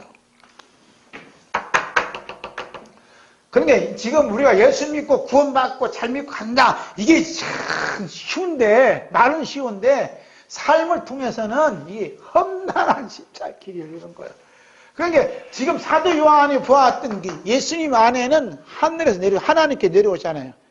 거룩한 성, 예루살렘이 쫙 내려오는데 그 예루살렘 뭐냐? 아내라잖아요. 자, 요한계시록 21장 9절 10절 봅니다. 이리 오라, 내가 신부 곧 어린 양의 아내를 내게 보이리라. 성령으로 나를 데리고 크고 높은 산 올라가 하나님께로부터 하늘에서 내려오는 거룩한 성 예루살렘이 보이니. 그러죠? 거룩한 성 예루살렘이 누구라고요? 어린 양의 아내라 이 말입니다. 사도 요한이 보았던 아내. 그 거룩한 성 아내가 누구냐? 그 세마포, 깨끗하고 빛난 세마포를 입고 있다 이거예요. 그게 뭐냐면 예수님의 십자가의 길을 걷고 있다 이 말입니다. 그런데 그냥 하나님께로부터 거룩한 성 예루살렘 쫙 내려오잖아요. 거기에 누가 들어있냐 이 말입니다. 자, 구약에 나타난 이스라엘 12지파 보겠어요? 계시록 21장 11절 12절입니다. 하나님의 영광에서 그 성의 빛이 지극히 귀한 보석 같고 벽옥과 수정같이 맑더라. 그거 높은 성곽이 있고 12문이 있는데 문에 12천사가 있고 그 문들 위에 이름을 썼으니 이스라엘 자손 12지파의 이름들이라. 그 이스라엘 자손 12지파의 이름들이 어디? 12문에 지금 기록되어 있다 이 말입니다. 할렐루야. 그래서 12지파는 구약에 있는 성도를 얘기하는 거예요. 그 다음에 12사도는 신약에 있는 성도들 얘기하고, 하나님께서 이미 구약에서 이사야와 예레미야 선지자를 통해 이스라엘을 자신의 아내라고 부르고 있습니다. 이사야 54장 4절 5절 보겠습니다. 두려워하지 말라, 내가 수치를 당하지 아니하리라. 놀라지 말라, 내가 부끄러움을 보지 아니하리라. 내가 내 젊었을 때의 수치를 잊겠고 과부 때의 치욕을 다시 기억함이 없으리니 이는 너를 지으신 이가 내 남편이시라. 그의 이름은 만군의 여호와이시며 내 구속자는 이스라엘의 거룩한이시라. 그를 온 땅의 하나님이라 일컬음을 받으실 것이라. 아멘. 그 하나님께서는 이미 이스라엘 백성을 아내라, 나는 네 남편이라 이 사랑의 고백을 하고 있습니다. 그러니까 이스라엘 백성들이 하나님의 아내가 될 만한 자격이 있어요? 자격은 전혀 없습니다. 그렇지요? 그래 안 그래요? 자, 그 다음에 예레미야 3장 14절 보겠어요? 여호와의 말씀이니라. 배역한 자식들아 돌아오라. 나는 너희 남편입니다. 내가 너희를 성읍에서 나와 족속 중에서 둘을 택하여 너희를 시온으로 데려오겠고. 시온으로 데려온다잖아요. 몇 명을? 성읍에서 하나, 족속 중에 둘. 이 사람이 하나님의 아내예요. 그러니까 이스라엘 12지파가 다 되는 게 아니라 그 중에서 한두 명을 뽑듯이 지금도 한두 명 하나님 뽑으셔요. 여기에 한 명 한 명 다 이렇게 분리를 좀 들어오고 있는 거지. 할렐루야. 자, 신약에 나타난 예수님 12사도 보겠어요? 계시록 21장 13절 14절. 동쪽의 세 문, 북쪽의 세 문, 남쪽의 세 문, 서쪽의 세 문이니 그 성의 성곽에는 12기초석이 있고 그 위에는 어린 양의 12사도의 이름, 12이름이 있더라. 그렇죠? 12기초석 위에 문을 세웠는데 그 기초석 위에 누가 세웠어요? 어린 양, 예수님 12사도 이름이 다 기록이 되어 있어요. 응? 그러니까 우리가 지금 이렇게 한두 명이 모여서 예배 드리고 이 방송을 듣는 분도 한두 명 보고 있지만 내가 지금 사도들이 기초석 위에 속한 성도인가 이렇게 한번 곰곰이 이렇게 묵상할 필요가 있습니다. 이제 종교개혁자들이 지금 600년, 700년 전 신부들이 교회에 대해서 얘기하거든요, 교회. 그 교회는 이 지상의 교회, 이 건물의 교회가 아니다 이거예요. 그리고 교회는 과거, 현재, 미래까지 다 연결되어 있다는 거예요, 이 교회가. 그 교회를 그렇게 보면 하나를 보는 거예요. 야, 저는 이제 명함도 못 냅니다, 이제. 뭐 깨달았다고 까부지 말아요. 이미 하나님께서 다 알려주셔서 사도들에게. 그러니까 놀랬다니까요. 그래서 이분들이 쓴 책을 봐야 되겠어요. 그래, 하나님께서 이미 다 주셨구나. 이 설교가 최초로 이렇게 합니다. 그거 다 취소. 그게 아니에요. 이미 다 종교 기독자들에게 이미 말씀을 다 주셨어요. 근데 우리가 못 발견한 것 뿐이에요. 막 교회를 통으로 보거든요. 창세기부터 계시 한 통으로 본다니까요. 이분들이 종교 개혁자들의 성경관, 교회관이었어요. 저도 그렇게 봤거든요. 근데 이미 600년 전에 15년 이미 보고 있었다는 거예요. 그러니까 천주교쪽에서 어떻게? 이단으로 막 쳐서 죽이는 거예요. 너 때문에 교회가 박살난다 이거지. 어쨌든 그렇고, 이런 분들이 이제 12사도의 반열에 들어서는 겁니다. 그래서 예수님께서 12제자를 부르시고 그들에게 하신 말씀은 어린 양의 아내로서 갖춰야 할 내용을 다 갖췄는데, 이것이 뭐냐면 요한계시록 21장 13절, 14절 통해서 알려주고 있다 이 말입니다. 아까 마태복음 10장 봤죠? 그 내용을 사는 사람들이 누구냐? 이 보석돌이야 이 말이에요. 예? 그렇죠. 천국 복음을 전파하고 끌려가서 매듭 맞고 이런 일들. 그 다음 네 번째로 구체적으로 나타난 어린 양의 아내를 모습을 보겠어요. 15절에서부터 20절 있습니다. 내게 말하는 자가 그 성과 그 문들과 성곽을 측량하려고 금갈대자를 가졌더라. 그 성은 네모 반듯하여 길이와 너비와 같은지라. 그 갈대자로 그 성을 측량하니 12,000서단이요 길이와 너비와 높이가 같더라. 아멘. 끝까지 말이에요. 거기 뭐 하다고요? 12,000 스타디온이라. 스타디온. 이렇게 얘기하는 게 이제 말귀를 못 알아들어. 한마디로 얘기해서 지금 어린 양의 아내의 모습을 보여줘요. 보여주는데, 이렇게 이제 그림을 그리자면 이런 식으로 이제 돼. 집사님 그림 그려야 되는데. 이 길이가, 이걸 이제 키로로 얘기하면 몇 킬로 나오냐? 2만. 여기서 여기까지 길이가 22,040km래요. 깊이가 22,040km요. 그러면 서울과 부산을 몇 번 갔다 왔다 해? 6번 왔다 갔다 해야 돼. 길이가, 성의 길이가, 이 성이 있어요? 이 성의 깊이가, 그래서 이 깊이가 2240km, 2240km. 그런데 아파트 총수로 이렇게 계산해 보니까 60만 층이나, 60만 층. 누가 계산했어. 그러니까 이 성이, 여러분, 빌딩 아무리 높아도 500층 가요? 600층 가? 근데 이게 60만 층으로 올라가는 거, 이게. 깊이, 넓이, 2240km, 2240km. 2240km. 적어놨나? 안 적어놨어. 나중에 찾아보니 2240km. 길이가 2240km. 뭐라 그래요? 너비가 2240km. 깊이, 높이가 2240km. 그래서 이걸 가리켜서 정육면체라고 그래요. 정육면체. 정육면체로 지금 구성이 되어 있다. 이 모습이 뭐냐면 예수님의 신부요. 네?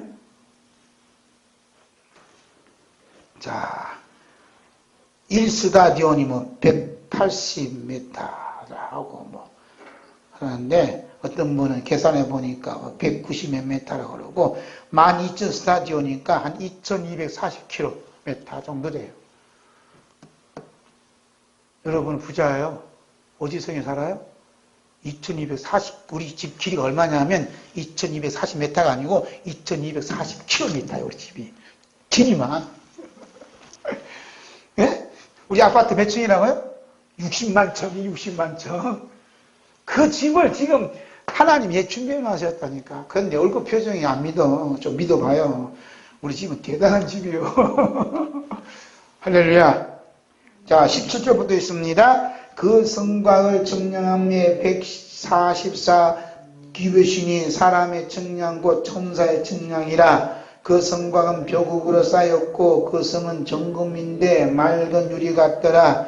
그 성의 성곽의 기초석은 각색 보석으로 꾸몄는데 첫째 기초석은 벼국이요, 둘째는 남보석이요, 셋째는 옥수요, 넷째는 녹보석이요, 다섯째는 홍만어요, 여섯째는 홍보석이요, 일곱째는 황옥이요, 여덟째는 녹옥이요, 아홉째는 다망옥이요, 열째는 비추옥이요, 열한째는 청옥이요, 열두째는 자수정이라. 아멘.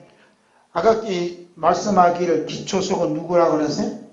12기초석은 누구라고 그랬어요? 14절에 함께 있습니다. 그 성의 성곽은 12기초석이 있고 그 외에는 어린 양의 12사도의 12이름이 있더라. 12기초석은 누구요? 12사도예요. 그 중에 여러분이 껴있어요. 합류된다니까요. 그렇다고 우리가 12사도란 말 아니에요. 그룹에 끼는 거야. 단지 그 조직에 그냥 우리 보통 조직이 아니에요. 그 조직에 합류시켜 주셔. 예? 여러분 어디 조직이에요? 거룩한 성 베들레헴의 조직이에요. 따라서 거룩한 성 베들레헴의 조직이다. 따라요. 거룩한 성 베들레헴의 예루살렘의 조직이 시작. 거룩한 성 예루살렘의 조직이다. 가족이에요. 가족. 자 21절부터 있습니다. 그 12문은 12진준이 각 문마다 한 개의 진주로 되어 있고 성의 길은 맑은 유리 같은 정금이라. 성 안에서 내가 성전을 보지 못하였으니 이는 주 하나님 곧 전능하신 이와 및 어린 양이 그 성전임이시라. 그 성은 해와 달의 비침이 쓸데없으니 이는 하나님의 영광이 비치고 어린 양이 그 등불이 되심이라. 아멘. 이 하나님의 성전이 어린 양이 비치고 이 성전이 있다잖아요. 와, 황금 보석을 꾸민 집에 사는데 이 땅에 잠깐 사는 거 좁은 집에 살면 어때요? 할렐루야.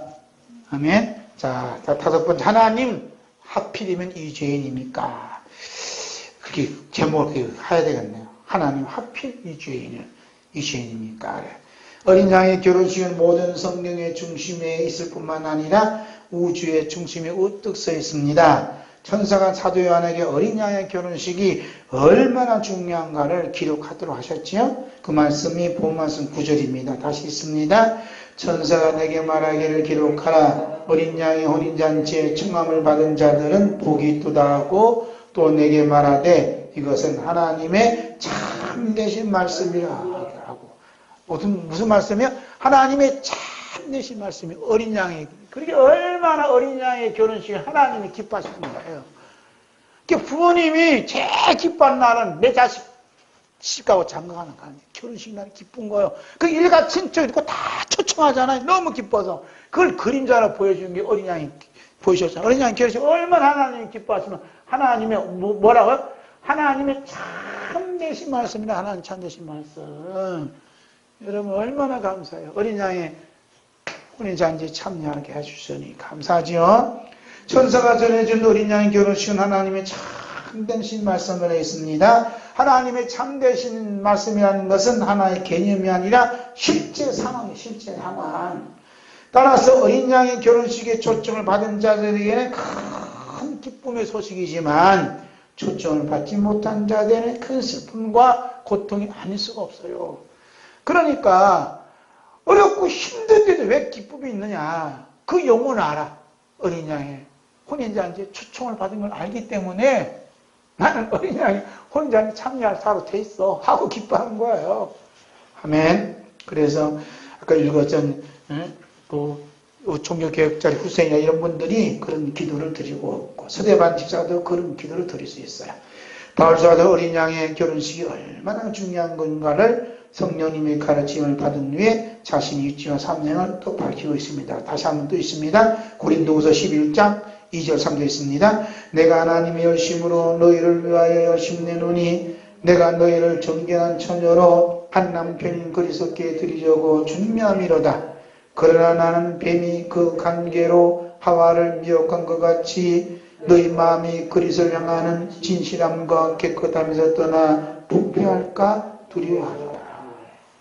근데 사탄이 장난이 뭐냐면 그리스도를 향하는 진실함과 깨끗함에서 떠나도록 하는 게 사탄의 전략이에요.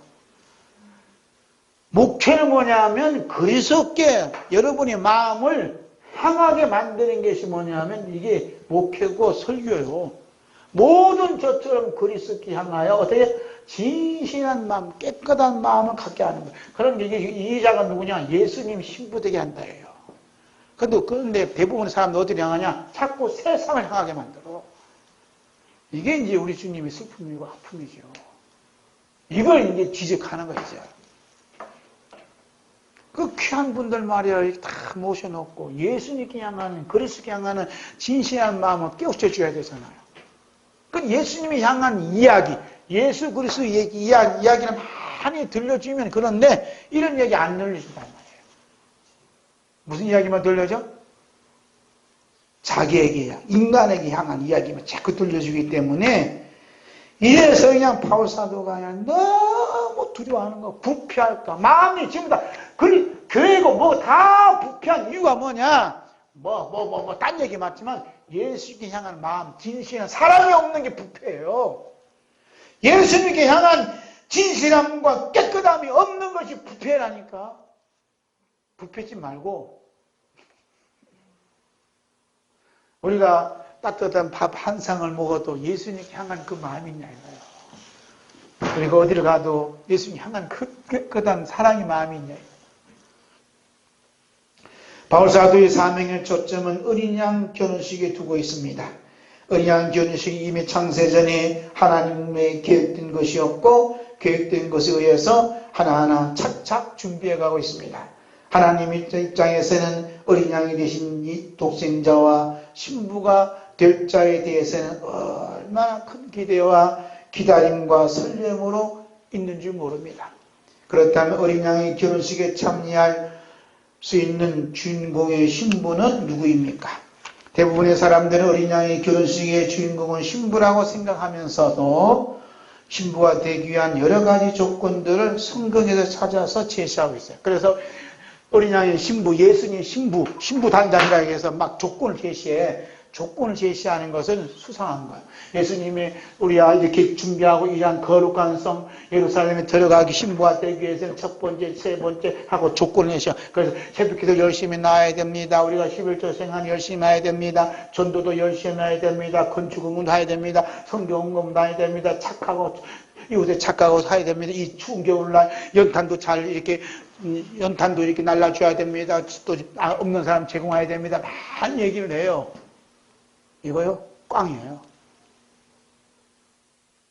아담과 하와를 결혼시키는데 하나님이 이 아담 하와가 한 거 있어요?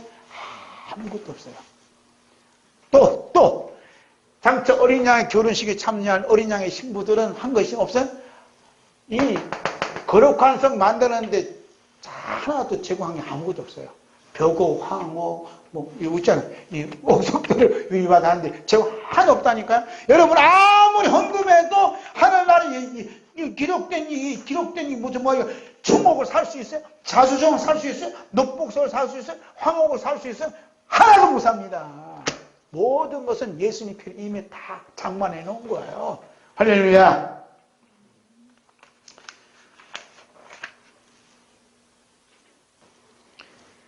어린 양의 신부는 신부 쪽에서 신랑을 틈새 선택할 수 있고 그 다음에 선택할 수 있는 어떤 권한과 소유권은 아무것도 없어요. 저분 예수님이 좋아 나 예수님 선택하지 신부의 권한이 아니에요. 누가 선택했어요? 신랑이 선택하는 거예요. 신부는 아무 힘이 없어요. 도리어 하나님의 아버지의 뜻을 따라 독생자 대신 예수님의 선택에서만 이루어지는 게 어린 양의 신부예요. 따라서 우리가 어린 양의 신부가 된다는 것은 우리가 결심한다고 해서, 우리가 각오한다고 해서, 우리가 착하게 해서, 성실하게 해서, 어떤 우리 비전을 갖는다고 해서 결코 되는 것은 아니라는 겁니다. 아멘. 따라서 우리의 미래가 지금 우리의 어떤 행동에 의해서 좌우되는 것은 결코 아니에요. 세상에서는 오늘 우리 행동이 우리의 미래가 좌우된다 하겠지만 어린 양의 혼인잔치에 참여한 데는 오늘 우리 행동과는 아무 관계없어요. 만약 지금 우리의 행동에 따라서 우리의 미래가 결정되어지다면 그 미래는 어린 양의 결혼식과는 아무 관련이 없는 진짜 어마어마한 얼마나 불행한지 몰라요. 우리의 미래는 오직 하나님의 약속에 담겨져 있습니다. 아멘. 다 따라서 우리의 미래는 오직 하나님의 약속에 달려 있습니다. 아멘. 그러니까 하나님 약속 속에 가는 거야. 제가 듣는 소리 하는 중 당신 무슨 계획이 있어? 무슨 목적이 있어?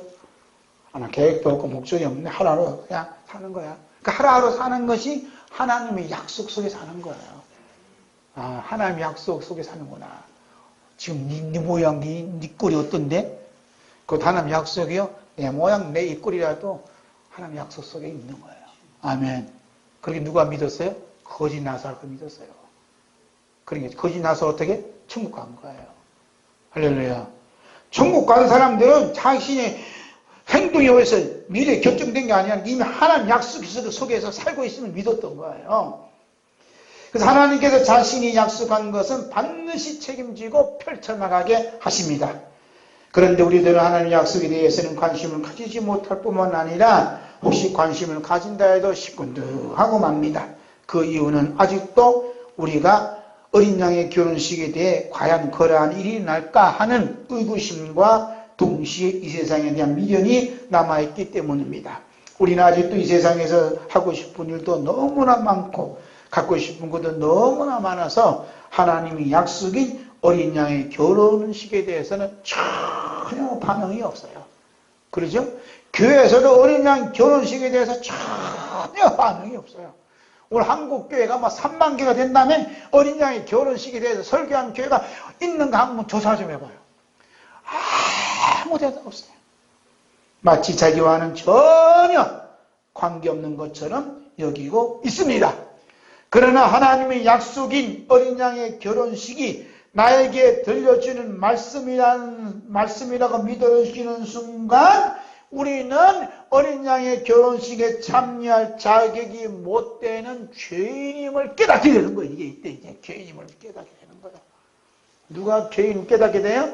어린 양의 너는 결혼식에 참여할 수 있는 자라고 성령이 임재하시면 내 반응은 뭐냐? 나는 죄인입니다. 하필 왜 나 죄인에게 이러한 은혜를 주셨습니까? 라고 그냥 감지덕장단역이죠. 할렐루야. 주님 하필 이 죄인을 어린 양의 결혼식에 참여할 수 있도록 선택하시다니요. 하고 그냥 감개무량한다는 거예요. 시간 만나죠? 시간 날라면 이 죄인이란 이게 확 와닿게 된다니까.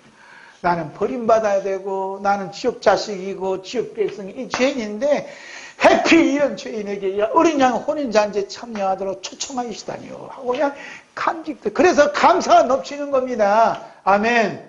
그러니까 이 조항이 필요 있어 없어요? 이런 조항이 필요 없다니까. 이런 조항은 죄인임을 몰라서 그래. 하나님의 일방적인 선택, 약속에 의해서 너는 어린 양이 결혼식에 참여해야 돼 하고 그냥 성령이 감동이 오면 내 반응이 뭐라고요? 나는 죄인, 해필 이 죄인에게 이런 은혜를 주시다니요 하고 이제 감개무량 감사한다 이 말입니다. 아멘. 우리 주 예수 그리스도께서는 아직도 믿지 알지 못하는 숨어있는 죄악이 다시 해야 되겠네. 우리 주 예수 그리스도께서는 우리가 미처 알지 못하는 숨어있는 죄악이 어떤 것인가를 잘 알고 계시면서도 하나님 아버지의 뜻에 온전히 순종하셔서 십자가에 흘리신 피를 뿌려주셔서 신부 삼아 주십니다. 참으로 감당할 수 없는 하나님의 사랑이죠. 우리 주 예수 그리스도 은혜지요. 성령님이 교통하시고 감동하심입니다. 아멘. 그래서 우리가 예수님의 신부가 되는데 뭐 조건이 있어요? 없어요. 하나님께서는 낮이나 밤이나 쉬지 않고 공기를 마시듯이 늘 죄만 마시고 있는 우리들을 어린 양의 결혼식에 어린 양의 아내로서 참석시키기 위해 사랑하는 독생자를 십자가에 내어주시기까지 사랑하여 주셨습니다. 하나님께서 십자가에 내어주신 사랑하는 독생자가 누구예요? 어린 양입니다. 어린 양의 죽음에 대한 이야기가 창세기에서부터 요한계시록까지 도배해버렸습니다. 꽉 차여 있어요. 그런데 발견할 수 없다는 게 주님의 아픔이에요. 어린 양의 죽음에 대한 이야기는 우리 주 예수 그리스도의 아버지의 사랑의 최고의 정점이 어린 양의 죽음에 대한 이야기예요. 아멘. 예수님께서는 이러한 아버지 사랑 이야기를 죽음을 이기시고 부활하신 후에도 슬픔과 절망에 빠져있는 제자들에게 직접 찾아가셔서 그 사랑 이야기를 들려주고 있습니다. 그 말씀이 누가복음 24장 25절에서 27절입니다. 이러시되 미련하고 선지자들이 말한 모든 것을 마음에 더디 믿는 자들이여 그리스도가 이런 고난을 받고 자기의 영광에 들어가야 할 것이 아니냐 하시고 모세와 모든 선지자의 글로 시작하여 모든 성경에 씁니다. 자기에 관한 것을 자세히 설명하시니라. 그리스도가 이런 고난을 받고 그러니까 모세의 글과 선지자의 글과 모든 성경에 예수님의 그 피의 사랑, 하나님 아버지 그 사랑이 꽉 차여 있다는 겁니다. 그 사랑을 이야기해도 한두 시간 얘기해도 뭐 몇 시간 해도 이건 뭐 끝이 없잖아요. 예수 그리스도의 십자가는 늘 우리의 눈앞에 놓여져 있습니다. 우리 눈앞에 놓여져 있는 예수 그리스도의 십자가를 바라보는 자는 그 십자가에서 이미 자신은 죽은 자로 여길 뿐만 아니라 예수님께서 네 안에 살아계심이 믿어지고 또 살아계신다고 신하게 됩니다. 이 모습이 어린 양의 결혼식에 초청을 받은 예비 신부의 모습입니다. 예수 그리스도 안에서 나오는 7명, 즉 성령님께서 우리 앞에 놓여져 있는 우리 주 예수 그리스도의 십자가를 바라볼 수 있도록 믿음의 눈을 열어주시는 거예요. 아멘. 어렵고 힘들 때 성령님 오셔서 믿음의 눈을 열어주셔서 나 때문에 우리 때문에 채찍 맞아 흘리신 예수님을 보여주시는 거예요. 예수님을 바라보도록 성령님이 역사하시는 거예요. 성령님께서 우리 주 예수 그리스도께서 왜 하필 이 죄인을 어린 양의 아내로 삼기 원하셔서 어린 양의 결혼식에 초청해 주셨는지요. 그 초청해 주신 자리가 어디냐? 예수 그리스도와 함께 십자의 길을 걷게 하시고 예수 그리스도와 함께 환난에 참여하신 거예요. 라는 감사와 감동과 감격의 물결이 쓰나미처럼 예비 예수님의 아내에게 덮쳐주고 계십니다. 누가? 성령님께서. 할렐루야. 그러므로 우리는 어린 양의 결혼식에 초청하신 하나님을 사랑하며 찬양합니다. 아멘. 할렐루야.